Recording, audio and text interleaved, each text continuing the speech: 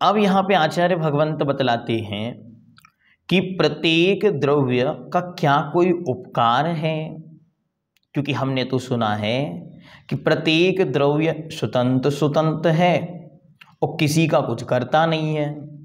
तो आचार्य कहते हैं हाँ, सत्ता की अपेक्षा, सोपादान की अपेक्षा वह किसी का कुछ करता नहीं है, लेकिन निमित्त की अपेक्षा वह बहुत कुछ एक दूसरे के लिए सहारा बनते हैं। कैसे?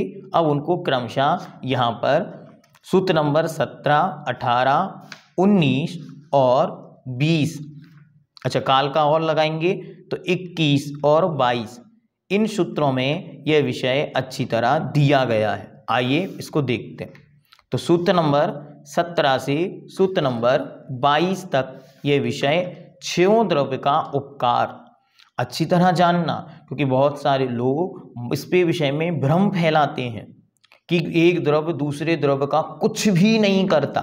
नहीं, ये एकांत दृष्टि नहीं रखना है, हमें अनेकांत दृष्टि से विचार करना है कि यद्यपि उपादान दृष्टि से कोई द्रव्य किसी का कुछ नहीं करता है, लेकिन निमित्त दृष्टि से प्रत्येक द्रव्य दूसरे द्रव्य का सहकारी, निमित्त या अन्य रूप में सहयोगी अवश्य बनता है। आइए देखते। सब द्रव्य परस्पर प्रविष्ट हैं, एक दूसरे को अवकाश देते हैं और सदा मिलकर रह रहे हैं, तो भी अपने स्वभाव को नहीं छोड़ते। उनका अपना एक स्वभाव है और प्रत्येक द्रव्य अपने अपने स्वभाव में स्थित है, इसीलिए उसे कहा जाता है कि वो किसी का कुछ नहीं करते। यदि ऐसा है तो धर्मादिक का स्वभाव भेद बतलाते हुए उनका अन्न पर किस प्रकार से साधन भूत कहें या निमित्त भूत कहें उपकार है, देखते हैं। गति स्थित्युपग्रहो धर्मा धर्मयो रूपकारः। गति स्थित्युपग्रहो धर्मा धर्मयो रूपकारः।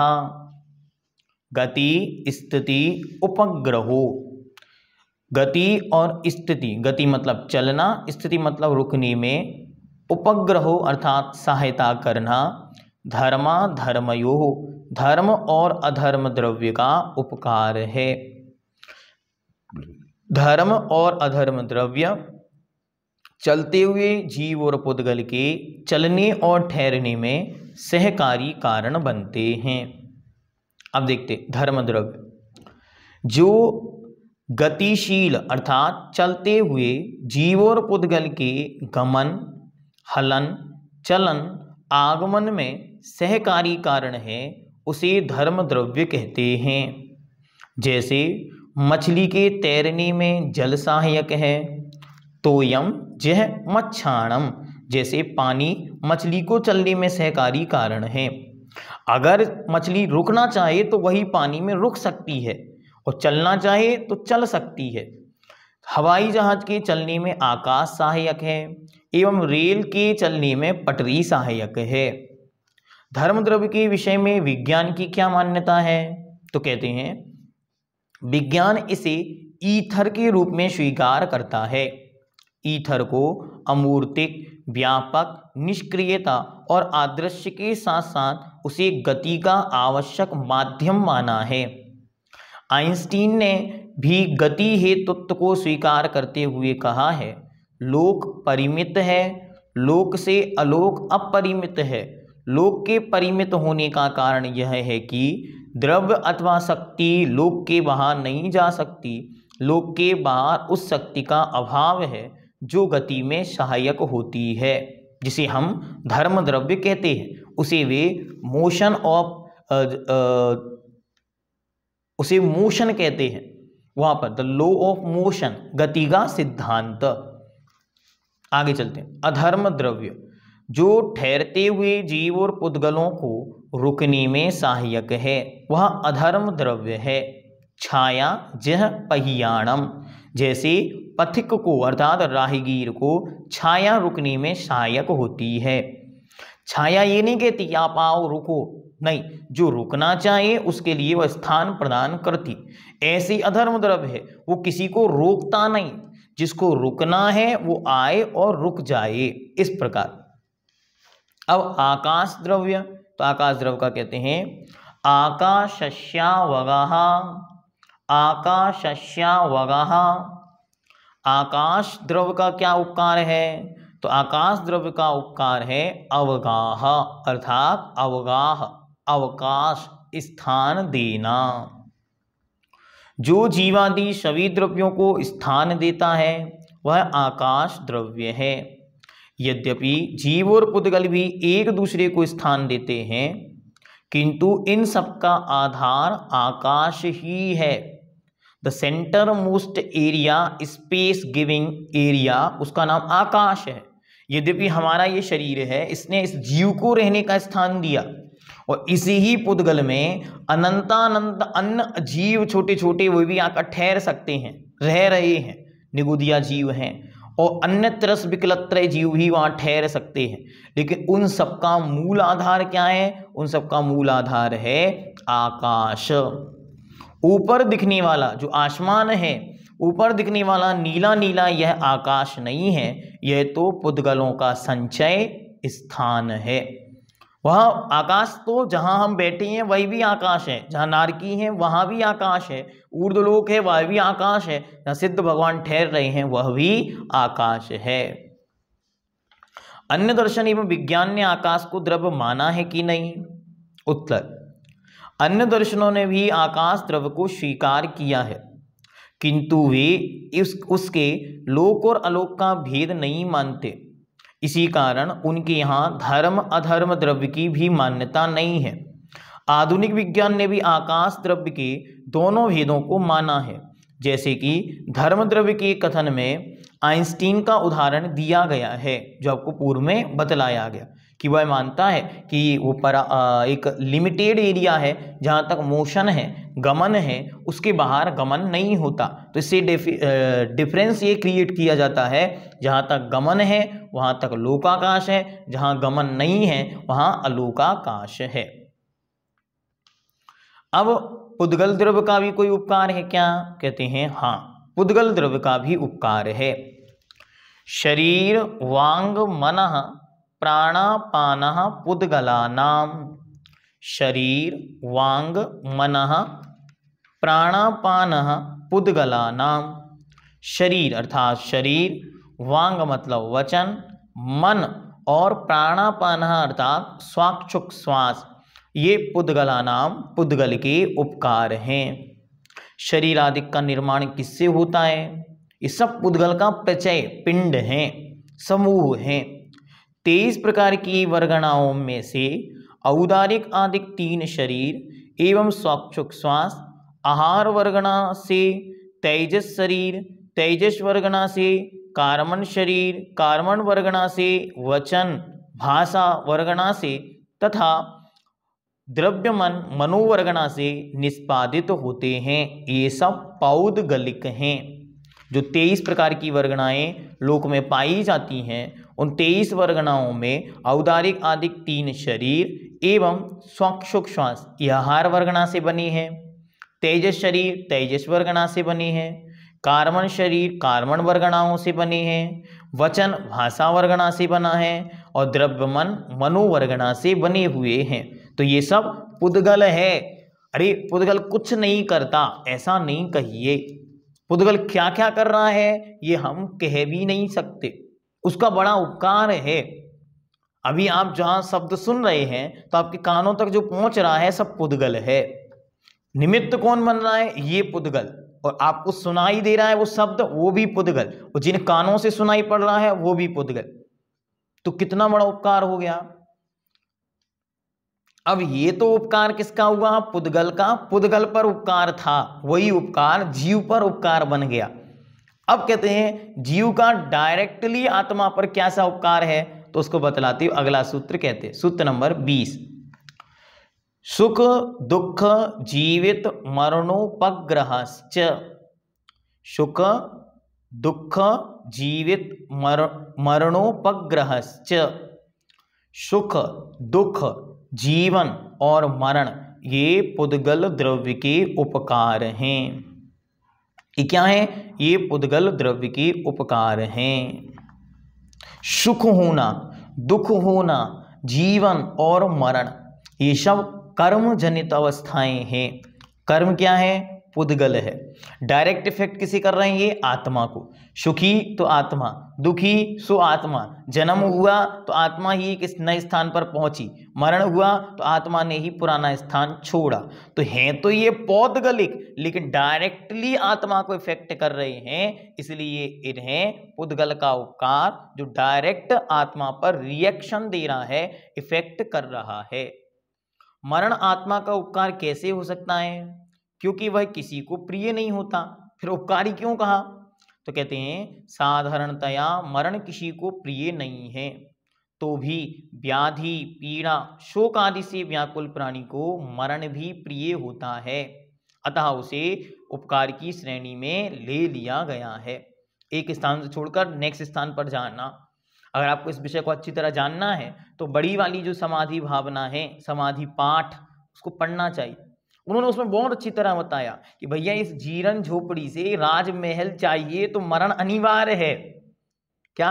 इस जीर्ण झोपड़ी से जब बुढ़ापा आ गया तो सारा शरीर, झुर्रियां आ गई, शक्ति कुछ बची नहीं, तो कहते हैं इस जीर्ण झोपड़ी से यदि एक सुंदर महल चाहिए है तो मरण अनिवार्य है, क्योंकि यहां से मरेगा तो स्वर्ग आदि में उत्पन्न होगा, वहां अत्यंत सुंदर वैकृत शरीर की उपलब्धि संभव है। जिसने एक बार भी समाधि मरण किया है, ऐसा जीव अधिक से अधिक 7-8 भवों में मुक्ति प्राप्त कर लेता है, और पंडित मरण से ही मोक्ष की प्राप्ति होती है, अतः मरण भी उपकारी है। क्या पुद्गल द्रव्य का पुद्गल द्रव्य पर भी उपकार है? हाँ, जैसे साबुन से कपड़े धुलते हैं, राख से बर्तन साफ होते हैं आदि, ये सब एक दूसरे पर उपकार किए जा रहे हैं। बहुत अच्छी तरह जाना कि पुद्गल भी पुद्गल का उपकारक है। बिना साबुन के कपड़े साफ नहीं होते, बिना राख के बर्तन साफ नहीं होते, ये एक दूसरे का उपकार है। अब प्रश्न पूछते हैं, क्या जीव का जीव पर भी कोई उपकार है?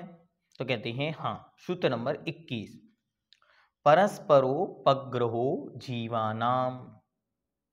परस्परोपग्रहो जीवानाम, परस्पर मतलब आपस में, जीव भी आपस में एक दूसरे पर उपकार करते हैं।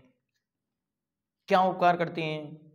तो जीव परस्पर में एक दूसरे पर इस प्रकार उपकार करते हैं, जैसे मालिक मुनीम को वेतन देकर उपकार करता है, मुनीम भी ईमानदारी से काम करता है तो दुकान में 4 चांद लग जाते हैं, अर्थात मालिक को ज़्यादा लाभ होता है।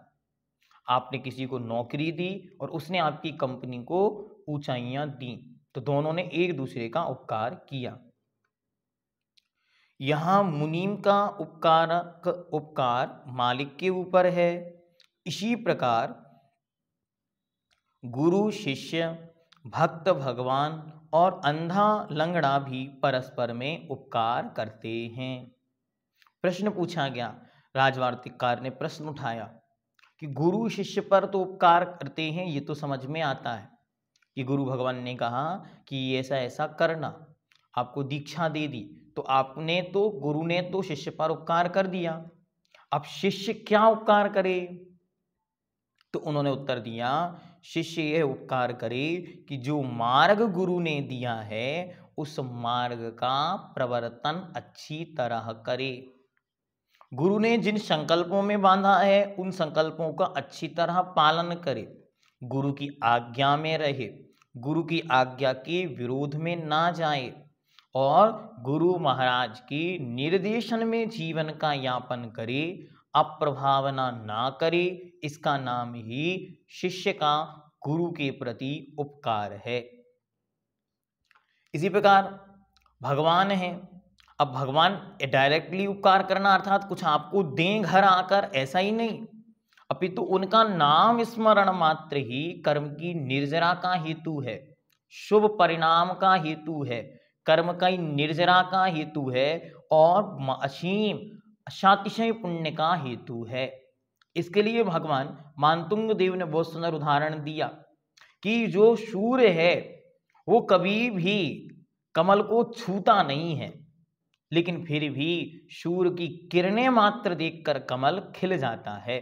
तो वह सूर्य डायरेक्ट आकर उसे स्पर्श नहीं करता, लेकिन उसकी किरणें छूकर उसे खिला देती हैं। ऐसे हे भगवान, भले ही हम आपको नहीं छुएं या आप हमें ना मिलें, लेकिन आपके नाम मात्र से ही हमारे काम हो जाते हैं। प्रगीहिते नाम परम पवित्रम।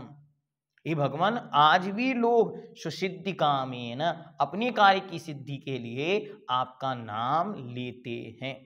ऐसा स्वयंभूकार आचार्य देव समंतभद्र महाराज कहते हैं। विशेष सिद्ध भगवान पर भी तीनों द्रव्यों के उपकार अर्थात अधर्म द्रव्य रुकने में, आकाश द्रव्य स्थान देने में तथा काल द्रव्य परिणमन करा के उपकार करता है। आचार्य भगवंत विद्यासागर जी महाराज कहते हैं, भैया सिद्ध भगवान भी बिना उपकार के नहीं हैं।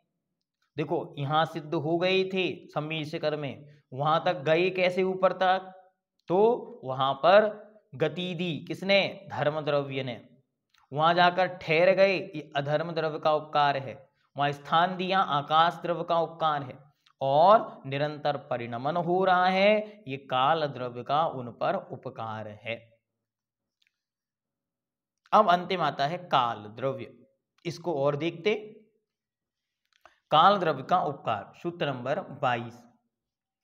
वर्तना परिणाम क्रिया परत्वा परत्वे च कालस्य। वर्तना परिणाम क्रिया परत्वा परत्वे च कालस्य।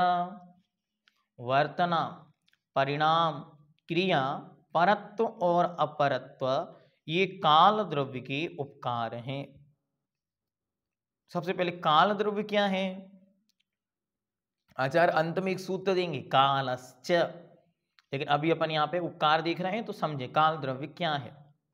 वर्तना अर्थात परिणाम जिसका प्रमुख लक्षण है। बट्टन लखो या परमट्ठो। वर्तना अर्थात चेंज, परिणमन ही जिसका मुख्य लक्षण है। अर्थात जो स्वयं परिणमन करते हुए अन्य द्रव्यों के परिणमन में उदासीन रूप से, अर्थात वो किसी को परिणमन के लिए फोर्स नहीं करता, अभी तो वो प्रेजेंट रहता है और अन्य द्रव्य चेंज होते हैं, तो उदासीन रूप से सहकारी कारण होता है। पदार्थों में परिवर्तन यह जबरदस्ती नहीं कराता, बल्कि इसकी उपस्थिति में पदार्थ स्वयं परिवर्तित होते हैं। यह तो कुंभकार के चाक के समान नीचे रहने वाली कील के समान है, जो स्वयं नहीं चलती, ना ही चाक को चलाती है, फिर भी कील के अभाव में चाक घूम नहीं सकता। क्या उदाहरण दिया कि चाक के चलने में कीली है, वो कीली खुद कभी नहीं घूम रही है लेकिन स्थिर खड़ी हुई है, लेकिन उसके बिना वह चाक कभी नहीं घूमता। ना वो चाक को घुमाती है ना वो खुद घूमती है, लेकिन चाक उसके बिना कभी नहीं घूमता। इसी प्रकार दूसरा उदाहरण है पंखा। सीलिंग फैन में हैंडल जो स्वयं नहीं चलता, ना वह पंखा को चलाता है, किंतु उसके बिना पंखा नहीं चलता। कितने अच्छे अच्छे उदाहरण प्रेजेंट लाइफ। अब आके ऊपर करके और देख सकते पंखे में कि पंखा जिस एक पाइप पर लगा हुआ है, ना वो पाइप कभी घूमता है और ना ही उस पाइप के कारण पंखा घूमता है, लेकिन वह ना हो तो भी पंखा नहीं घूमेगा। मानो पंखा को लो और सीलिंग में लाके डायरेक्ट फिट कर दो तो पंखा कैसे घूमेगा? तो ऐसे ही कुछ उदाहरण आपको इसलिए दिए जाते हैं कि इससे आपका भेद विज्ञान, तत्व ज्ञान जहां रहो वहां जागृत रहे। ऐसा नहीं कि जब मंदिर में जाएंगे तभी 7 तत्व और 6 द्रव्य दिखेंगे। अरे 6 द्रव्य 7 तत्व तो संपूर्ण लोक है, यही तो सब बसे हैं, इसलिए जहां देखो वहां ये दिखने चाहिए। अब यहां पे बतलाते हैं काल द्रव्य के भेद। काल द्रव्य के 2 भेद हैं, एक निश्चय काल और एक व्यवहार काल। निश्चय काल क्या है? जो प्रत्येक द्रव्य में प्रतिसमय परिणमन कराने में सहकारी कारण है, वह द्रव्य को निश्चय काल कहते हैं। जो काउंटेबल नहीं है, लेकिन जो चेंजेस जो हो रहे हैं उसका वह निमित्त कारण हेतु है। और व्यवहार काल क्या है? मिनट, घड़ी, घंटा, सेकंड आदि ये सब व्यवहार काल हैं। इतना जानना, जो चेंजेबल है लेकिन काउंटेबल नहीं है उसका नाम निश्चय काल, और जो चेंजेबल है प्लस काउंटेबल है उसका नाम है व्यवहार काल। उदाहरण, जैसे आपके घर में इलेक्ट्रिक मीटर लगा है, मीटर चालू है और आप बिजली का उपयोग करते हैं।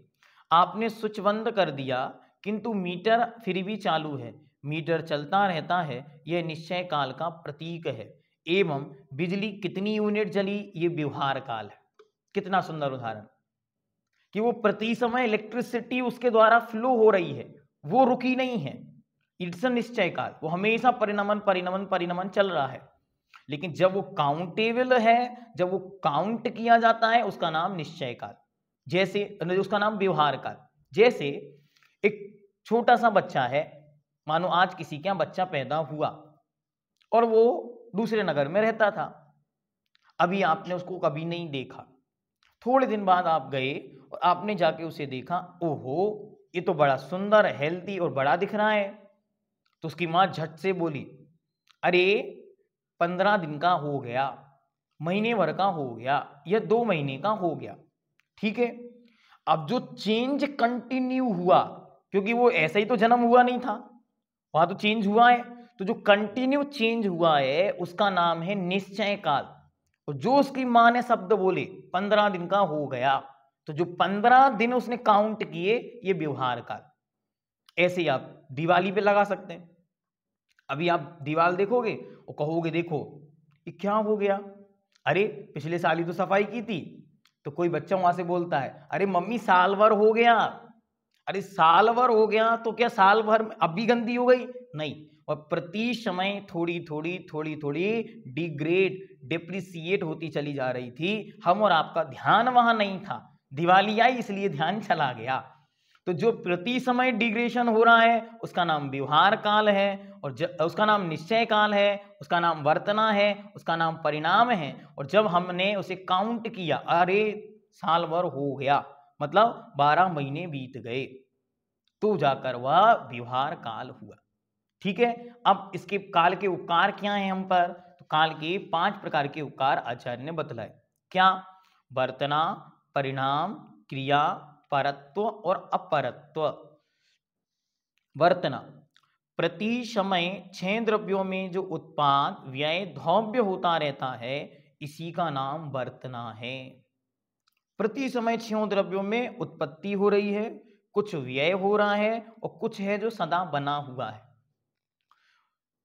यद्यपि सर्वद्रव्य अपने आप वर्तते हैं, तथापि उनके वर्तन में जो बाह्य सहकारी कारण काल द्रव्य है, उसी का उपकार यहाँ वर्तन कराया गया है।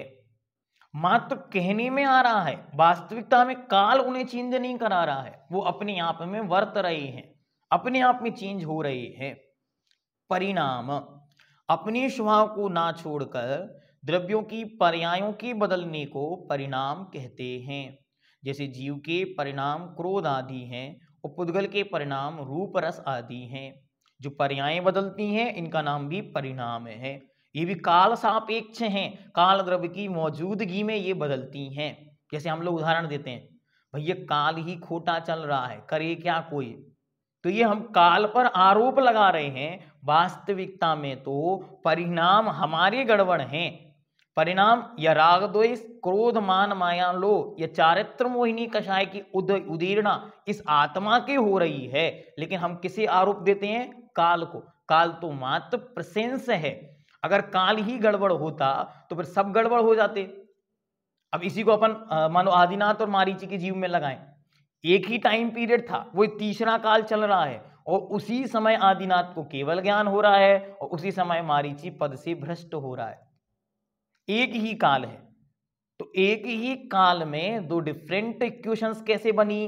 तो वो डिफरेंट इक्वेशन उस जीव के स्वयं के निज परिणाम से बनी। तो इससे ये समझ में आता है कि काल तो मात्र वहां प्रेजेंस है, परिणमन तो जीव में स्वयं हो रहा है। लेकिन काल द्रव्य की बहुत कुछ सापेक्षताएं और उसकी बहुत सारी स्थितियां भी हमको समझनी चाहिए, जिसे हम समझते हैं संगति के रूप में। अब इस पर विस्तार से चर्चा अपन कर सकते हैं। तो पूज्यवर ने मूक माटी में बहुत अच्छी तरह समझाया कि स्वाति का काल हो और एक बूंद आकर सीप में गिर जाए तो मोती बन जाती है, और अन्य काल में गिरे तो व्यर्थ चली जाती है।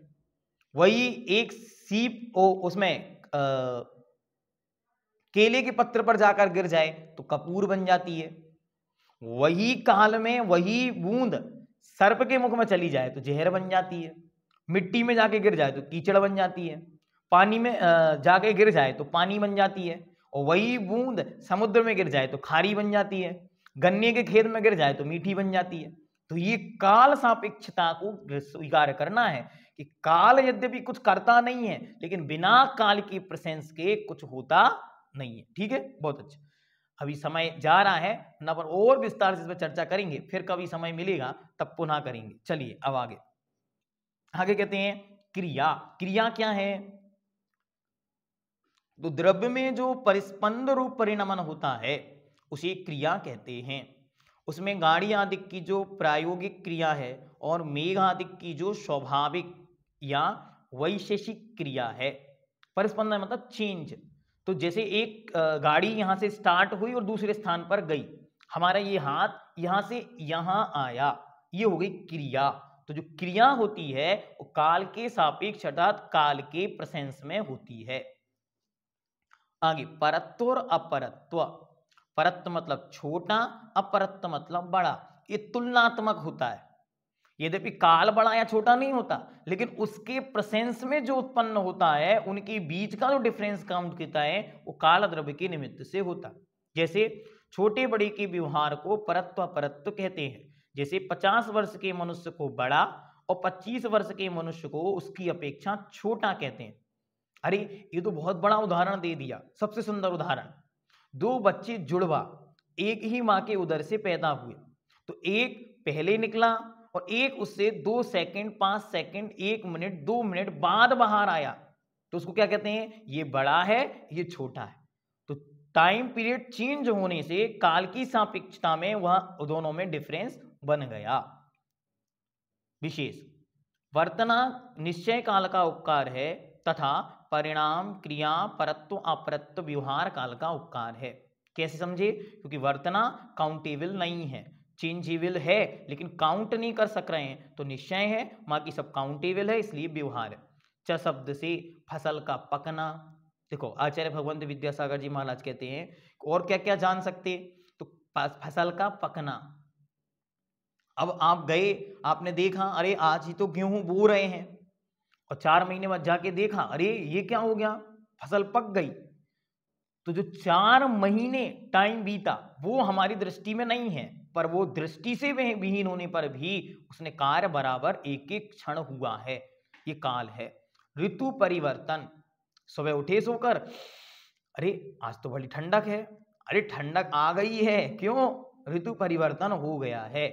अब 9 दिन बाद शरद ऋतु प्रारंभ हो गई है। इसके बाद सीधा सर्दी आपको लगनी शुरू होनी है। तो ये परिवर्तन का काल चल रहा है। समय पर फूल आना, फूल आपने देखा सुबह हुआ, शाम को कुछ नहीं था और सुबह फूल खिल गया। फल का आना, भूख का लगना, जैसी शाम हुई अपने आप भूख लगने लगती है, अपने आप नहीं लगी, प्रति समय कुछ डेफिशिएट हुआ है। निगोदिया जीव या जो वहां स्थित अन्य त्रस जीव थे उन्होंने उस सारे भोजन को भक्षण कर लिया। जो पाचन अग्नि थी उस पाचन अग्नि ने उस सबको पचा लिया, इसलिए ये सब स्थितियां बनी। आदि भी लेना चाहिए। इस प्रकार यह 6 द्रव्यों का उपकार है। हम सभी एक दूसरे पर उपकार करते हुए शीघ्रता सिद्धत्व को प्राप्त करें, ऐसी मंगल भावना भाएं कि ये उपकार कितनी बड़ी वस्तु है। कोई करे नहीं करे, कोई हो उपकारी माने नहीं माने, लेकिन फिर भी उपकार तो है। इसलिए हमेशा उपकारियों के प्रति कृतज्ञता, आभार और धन्यवाद ज्ञापित करते हुए इन सबको अच्छी दृष्टि से, समीचीन दृष्टि से देखने का पुरुषार्थ करें।